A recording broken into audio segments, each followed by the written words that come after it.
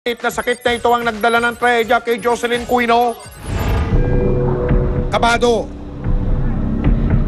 nanlulumo at nagmamadali. Ganito si Rene nang una naming makita. Mula sa Valencia, Bukidnon, lumabas siya para puntahan ang nag-aagaw buhay na asawa. Sa ospital sa Cavite, nadatnan ni Rene ang kanyang asawa. Punta ako dito, kahit walang pera. Sabi ko, bahala na. Bahala na. Makita ko lang asawa ko.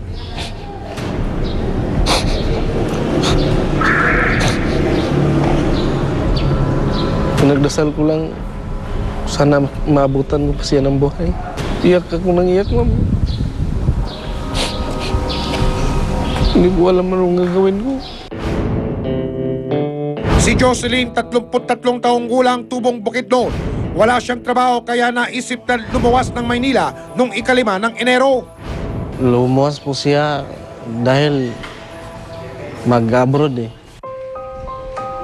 Sina Rene at Jocelyn halos 10 taon nang nagsasama.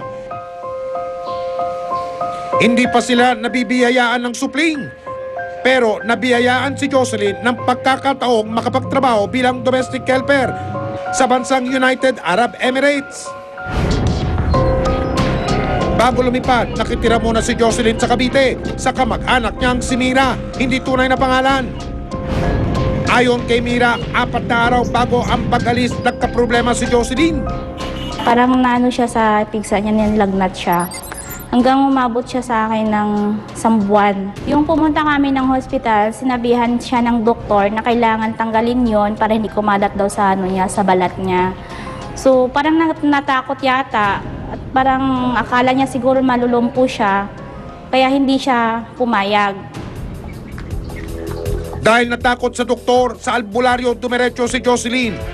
Uwi na sana siya noon pero may nagsabi lang sa kanya na mayroong albularyo na magaling daw. Kaya sinamahan ko naman po siya. Ginamot siya doon, ang sabi, inulam daw po siya. At dahil malubha ang kalagayan, matagal daw ang gamutan.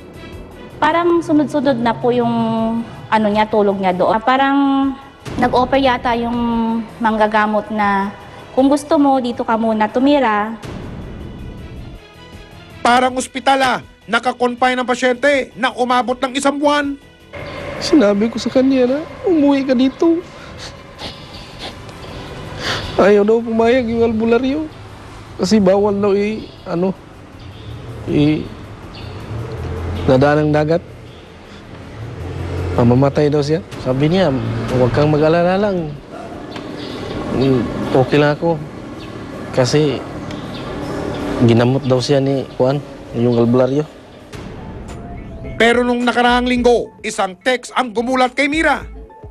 Thursday ng hapon, may nag-text sa akin, anak ko nung Sosing, punta muna daw ako sa kanila kasi nga daw si ate mahina na daw po at kailangan na daw dalhin sa hospital. So sabi ko sa kanya, bakit po? Anong nangyari kay ate? Nakwento niya sa akin, ang sabi niya, hindi na daw niya kayang gamutin yung karamdaman ni ate. Talunos-lunos na raw ang kalagayan ni Jocelyn ng kanilang datnan. Talagang pagkuha ko kay ate, hindi na talaga siya gumagalaw. Hindi na talaga mo siya makausap. Umuungol lang siya. Parang may sasabihin na hindi niya mas mabungat yung ma-open yung mouth niya. Kaya yung binihisan namin, nakita ko marami siyang pasa. Pagdating sa ospital, maging mga doktor nanlumo sa nasaksihan. Klarong-klarong mukhang hindi ko siya kayang i-save.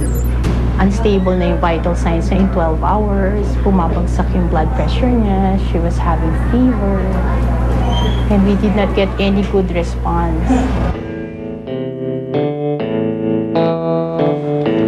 Isang araw matapos dalhin sa ospital si Jocelyn, dumating na si Rene mula sa probinsya.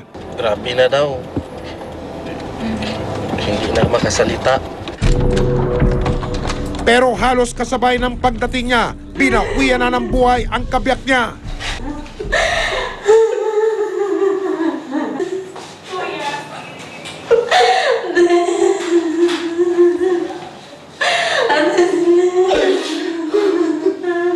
Lalo pang nadurog ang puso ni Rene nang makita niya ang sinapit ng kanyang asawa.